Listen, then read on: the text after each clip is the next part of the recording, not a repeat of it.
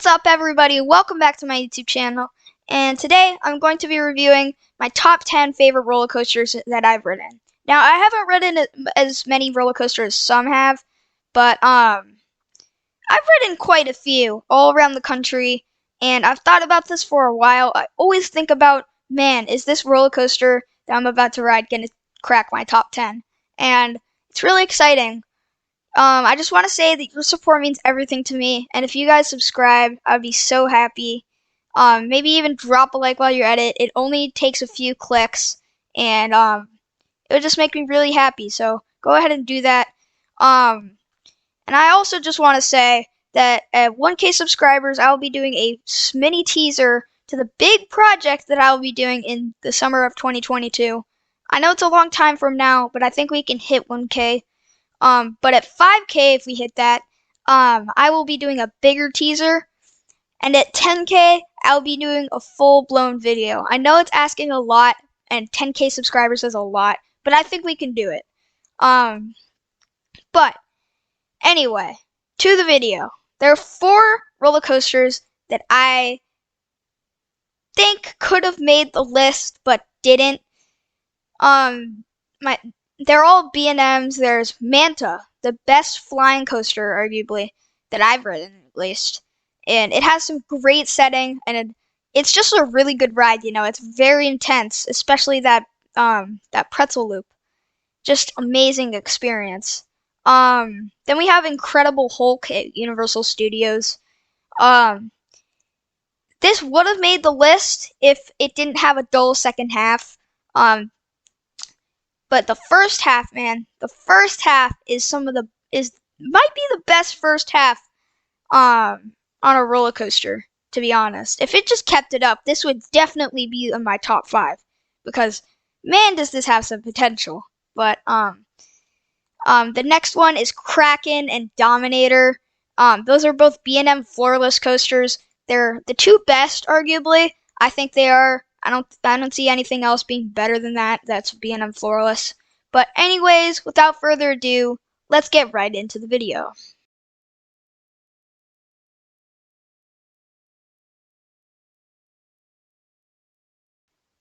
Coming in at our number 10 spot, we have Twisted Timbers at King's Dominion. Now, this might be overshadowed by Steel Vengeance, which opened in the same year, and they are both RMC hybrids, but don't let that stop you from loving this coaster. This coaster has so much airtime, just like Steel Vengeance. It has inversions, and it has intensity. Both of these coasters are awesome. Steel Vengeance might be better, but this is just a smaller version of it. You have to ride this. This is arguably the best coaster in the park. Not in my opinion, and you'll see what's higher, but this is such a complete coaster. It's a long ride, and it just weaves through its track at a very high speed.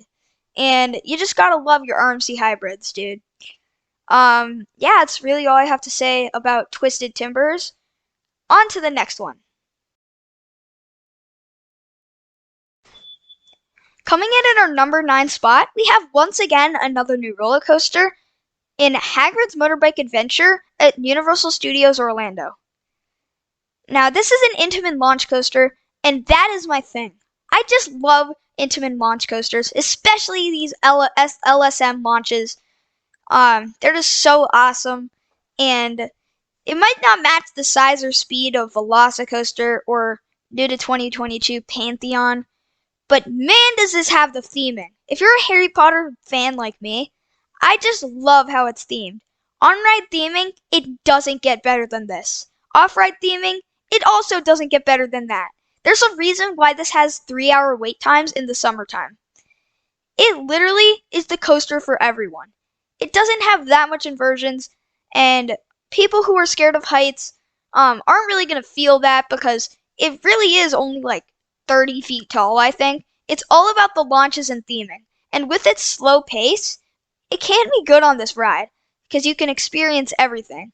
There's 4 forward launches, 1 backwards launch, and a drop track, which is easily my favorite part of the ride. You go on the drop track, and then you just go right out of the cave at your highest speed of the ride. And the setting is beautiful. It's just in the middle of all of these trees, and right on the lake. It is so pretty, and I cannot say enough about this ride. When I see that it's less than an hour, I get right in line. It is so fun, and it's the coaster for everyone. You don't have to be like the most extreme coaster enthusiast. It's not like super intense, but it's that perfect intensity. I can deal with super intense coasters, so that's not really going to go for me.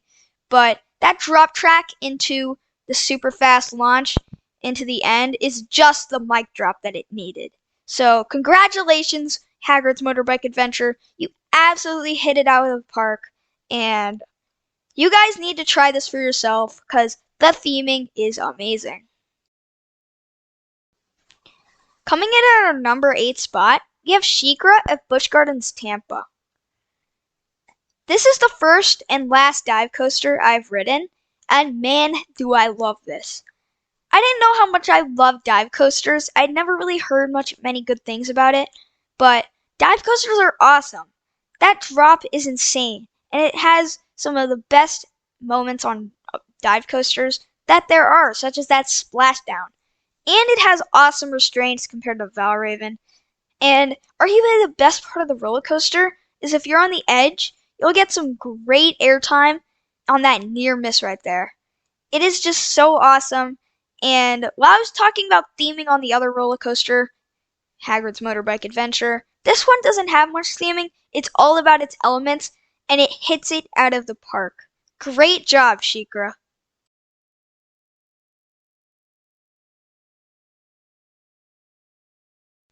Coming in at our number 7 spot, we have Twisted Colossus at Six Flags Magic Mountain. Now, when I went over to the West Coast, I wasn't really expecting much of the rides that I could ride since I wasn't 54 yet. But a lot of people agree that this is the best coaster in California, maybe other than Ghost Rider at Knott's Berry Farm. But this roller coaster is something else. It has the one and only dueling aspect that most coasters don't, and especially like this. This is such a unique way to duel because one of the roller coasters is like doing a 180-degree stall, and the other one is speeding. And it's again like Hagrid's. It's a roller coaster for everyone. Anyone can ride this. It's not that fast, but it's jam-packed with awesome elements. And when it's dueling, it's just such a cool experience. And you get twice the ride time since you just go onto the other track. And overall, it's just a really awesome experience. And if you're over in Los Angeles, you should definitely make your way over here because this is the park to go to.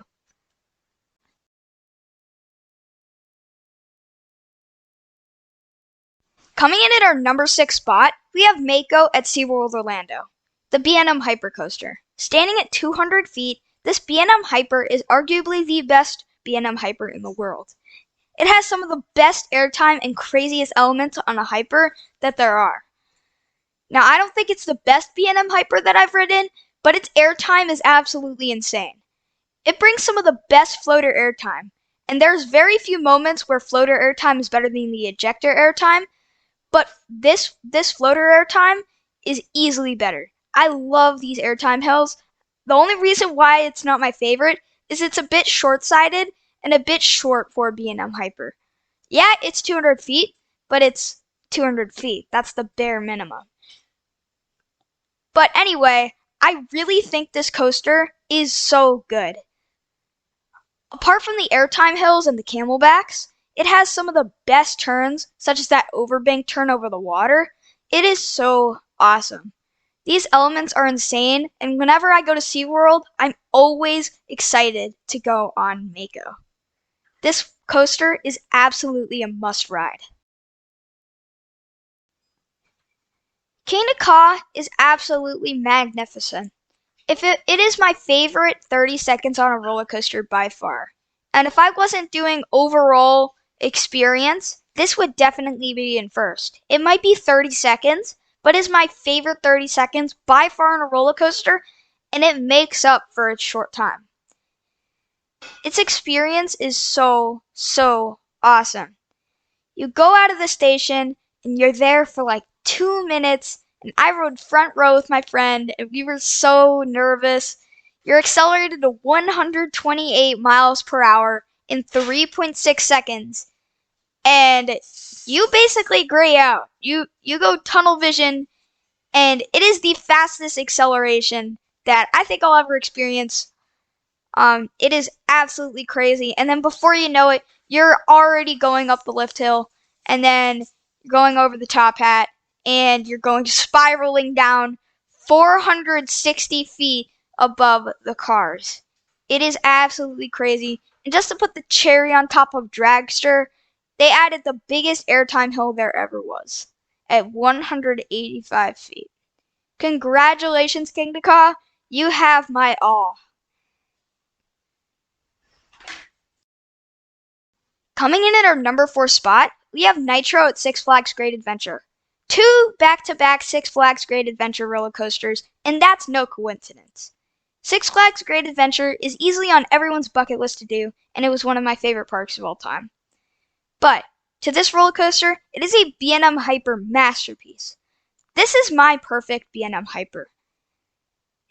Along with Diamondback, these two definitely are the best B&M Hypers. I like this one better than Mako because it's 30 feet taller and it has more speed throughout it. They have about the same layout, but I really just like this roller coaster's speed over Mako. Mako might have a better setting, but I really like this airtime too. At the end, you kind of have a bit of ejector airtime, which Mako doesn't really have, so I really like the diversity with it. And Nitro has a lot of turns that Mako doesn't have, like the helix right there. And the finale is one of the best B&M Hyper finales there are. A bunch of camelbacks, and I just really like this roller coaster. Easily the most re-rideable roller coaster I've ever been on. And this is my favorite B&M Hyper, and probably will stay with that way. I just absolutely love Nitro. And to be honest, it's right up there with El Toro.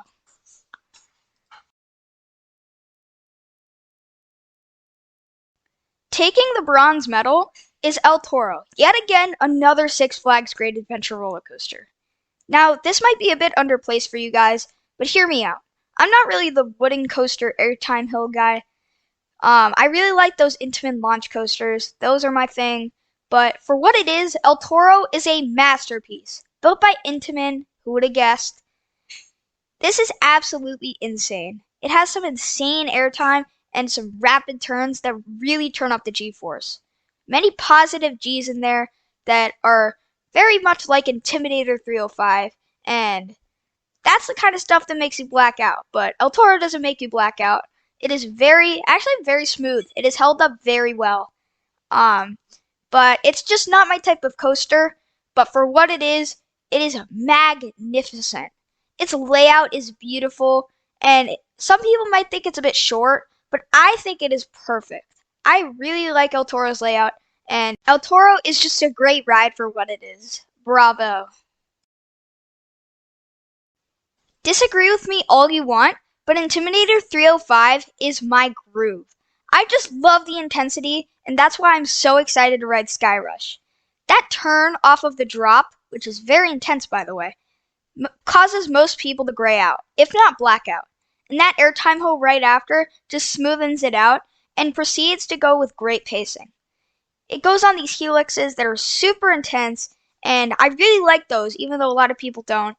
And I love Intamin. Intamin steel coasters are just my thing. Intamin launch coasters are a bit better, in my opinion, but Intimidator 305 has the intensity, it has the speed of 95 miles an hour, and it has the height of 305.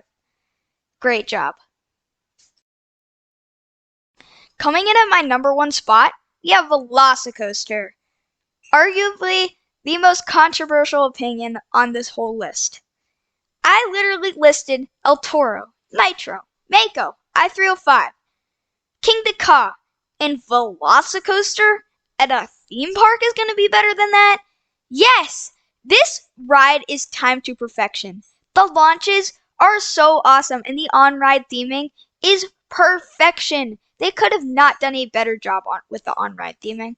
It is right up there with Hagrid's motorbike. And then the second launch into the top hat with the 165-foot drop.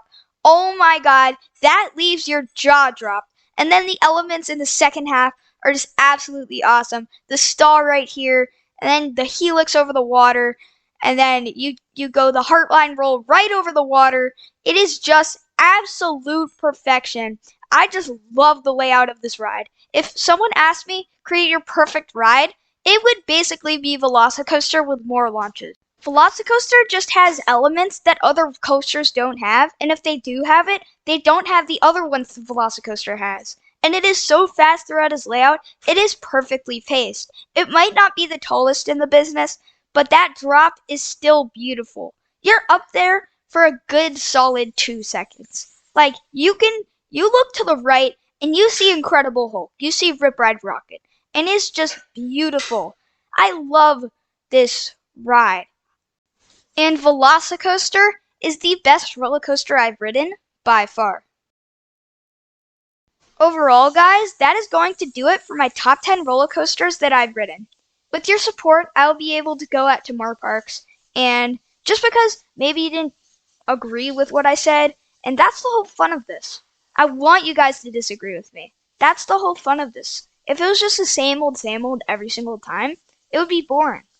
So, I really hope you guys liked that video. If you did, please like and subscribe. You subscribing makes me one subscriber closer to 1,000, 5,000, and 10,000 subscribers. And this project is going to be huge. I will tell you right now, you don't want to miss it.